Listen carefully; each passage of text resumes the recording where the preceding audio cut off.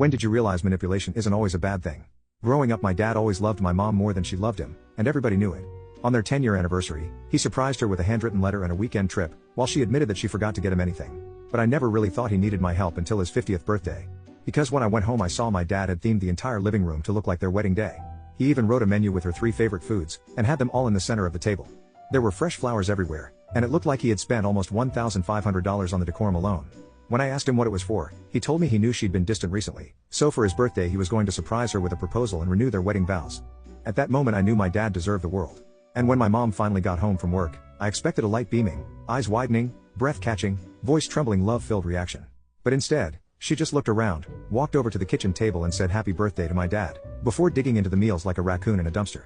She didn't even get him anything. My heart shattered as I caught sight of a tear rolling down my dad's face, and when he left the room I followed him. How long are you going to pretend this is okay? I asked, and he couldn't even look up at me while I spoke. He told me that it wasn't like she was a bad person, she just shows love differently. Well, I knew I had to do something. So, I got a girlfriend. You see, there was a girl called Vanessa in my neighborhood known for being a man-eater, and I knew she was the perfect girl to show my dad what was going on. So I brought her home to meet my family. And while we were all eating dinner, I told Vanessa I loved her for the first time.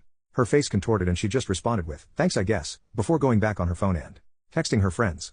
Long story short, my dad ended up kicking her out and forcing us to break up.